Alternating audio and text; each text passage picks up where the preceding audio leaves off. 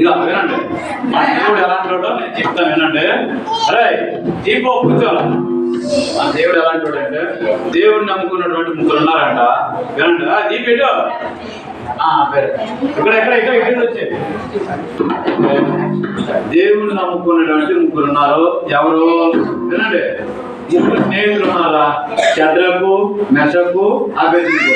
ఈ ముగ్గురు ఏం చేస్తారంటే, ఒక దేశంలోనూ ఆ సొంత దేశం కాదు, వేరొక దేశానికి బానిసలుగా వెళ్ళిపోయారు అనమాట. ఐగుప్తు దేశం నుంచి, ఇది ఇశ్రాయేల్ దేశం నుంచి బబులోను దేశానికి వెళ్ళిపోయారు. బబులోను దేశం అంటే ఏంటి తెలుసా? Iraq, Iran. ఇరాన్ దేశం ఉందా? ఉందా లేదా? ఇరాక్ దేశం ఉందా? ఆ రెండు దేశాలే బబులోను దేశం అనేవారు పూర్వం. దాని పేరు మారింది, అర్థమైందా? ఇప్పుడు శ్రీలంక పేరు ఏం పేరు? మా పాత పేరు సిలోన్. సిలోన్ అని పేరు ఉండేది. అలాగా మద్రాస్ పేరు ఏం పేరు ఉండేది? తమిళనాడు చెన్నై. ఇప్పుడు చెన్నైగా మారింది. అలాగా ప్రతిదానికి కూడా పేర్లు మారుస్తూ రాను రాను కాలక్రమేణా పేర్లు మార్చబడ్డాయి. అయితే వినండి, ఒక రోజు ఆ దేశాన్ని పరిపాలించే రాజు అన్నాడు, ఒక పెద్ద విగ్రహం కట్టి అన్నాడు. వినండి, ఈ విగ్రహం అందరూ దండం పెట్టాలో భోజనాలు చేసి వెళ్ళమన్నాడు. ఈ ముగ్గురు దేవుని పెట్టలు కదా. ఎవరో వాళ్ళు షద్రకు, మెషకు, అబేద్నెగో దేవుని పెట్టలు. అయితే వీళ్ళు ఏమన్నారంటే, అయ్యా మేము దానికి దండం పెట్టము అనేసి అంటే, అప్పుడు రాజు ఏమన్నాడు, ఇలా ఈ ముగ్గురిని కలిపి ఎక్కడ అగ్నిగుండంలో పడినా, అగ్గిలో పడినా అన్నాడు. అగ్గిలో పడిమంటున్నాడు. అమ్మో అగ్గిలో పడేలా? అగ్గిలో పడేసినట్లయితే కదా. అయితే వాళ్ళు అన్నారు, రాజుగా మేము చచ్చిపోయినా కానీ మేమైతే దండం పెట్టము అన్నారు. చూసారా ఎలాంటి తీర్మానమో? ఎలాంటి తీర్మానమో? నేను చచ్చిపోతాం కానీ దండం పెట్టడం అన్నారు. అయితే ఎందుకు దండం పెట్టరా? అగ్గి మరి కొంచెం ఎక్కువ చేయాలి అన్నారు. ఎక్కువ అగ్గి చేశారు. అగ్గి దాంట్లో పోస్తాను ముక్కు. నేను పోషిస్తే కాలిపోరు కదా, కాలిపోరు కదా. కాలట్లేదంటారు. ఎలా తిరుగుతారట. హల్లెలూయా ఎల్లప్పుడు హల్లెలూయా ఎల్లప్పుడు హల్లెలూయా హల్లెలూయా అని అది పాట పాడుతుంది. డాన్స్ చేస్తారు లోపల. వీళ్ళు అనుకుంటారు, ఎవరు అగ్గిలో కాలిపోవాలి కదా. అదేమన్నా తెలుసా? మా దేవుడు, మా యేసయ్య అగ్నిగుండంలో నుంచి తప్పించగల సమర్థుడు. వాళ్ళు తప్పించుకొని పర్వాదయ్యా, మేము లోనికి వెళ్ళిపోతాం అన్నారు. అయితే దేవుడు వదలలేదు. వాళ్ళతో పాటు 4వ వ్యక్తి కూడా తిరుగుతున్నారు. ఆశ్చర్యం వేసి బయటికి రమ్మన్నాను. అందరూ నేను బయటకు వచ్చిన తర్వాత చూడండి, వాళ్ళు ముగ్గురికి చూసారట. బట్టలు కాలేదు, అలవెంటులు కాలేదు, ఏటి కాలేదు. అగ్నిగుండం వాళ్ళకి ఎలాగైంది? వాళ్ళకి అగ్ని ఇప్పుడు ఏసీలో అయిపోయింది. వాళ్ళకి ఏసీలో మన పాత్ర ఏంటి? చదువుగా దేవుని స్తుతించుడి ఎల్లప్పుడు దేవుని స్తుతించు.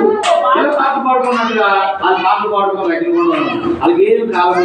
అప్పుడు రాజు అన్నాడు, ఇగో ఈ షద్రకు, మెషకు, అబేద్నెగో ఈ దేవుడే ఈ ప్రపంచానికి దేవుడు అన్నాడు. హల్లెలూయా.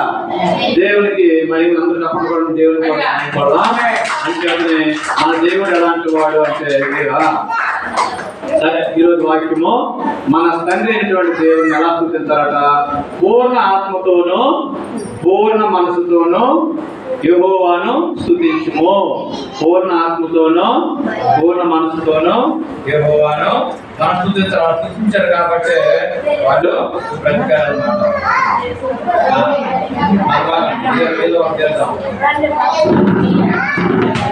9వ వాక్యంలో 9వ వాక్యం చెప్పండి. నా పూర్ణ హృదయంతో నేను యెహోవాను స్తుతించెదను. మరి చెప్పండి, నా పూర్ణ హృదయంతో. అందరూ చెప్పాలి, నా పూర్ణ హృదయంతో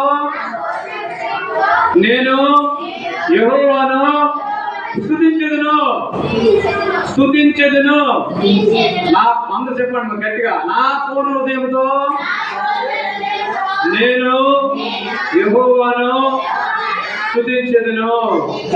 కీర్తనలు 9వ అధ్యాయము 1వ వాక్యము.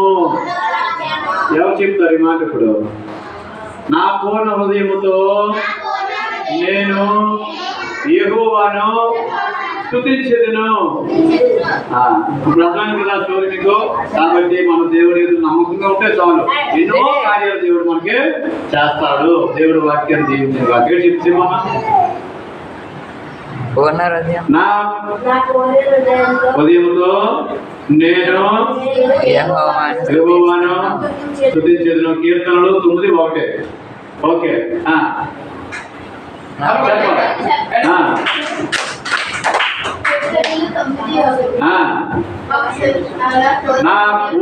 నేను స్తుతించెదను. ఆమేన్. ఓకే, చిన్న ప్రార్థన చేసుకున్నారు. చెప్తావా? అందరికి వచ్చిందా వాక్యం? అప్పుడు కూడా దీనికి చక్కగా ఇచ్చాడు. వచ్చిందా? ఏమిటి వాక్యం? నా పూర్ణ ఉదయంతో నేను యెహోవాను స్తుతించెదను. ఎవరు స్తుతించారట? షడ్రకు, మేషకు, అబేద్నెగో స్నేహితులు స్తుతించారు. అగ్నిగుండం నుంచి తప్పించబడ్డారు. ఓకే, యాక్షన్ సాంగ్ వెళ్ళిపోదాం. స్తోత్రం వాక్యం ద్వారా మాటల ద్వారా మనం బలపరచండి. స్తోత్రాలు యాక్షన్ సాంగ్ కీర్తనగా అందులో 5% ఏసై నన్ను అడుగుతున్నాం తండ్రి. ఆమేన్.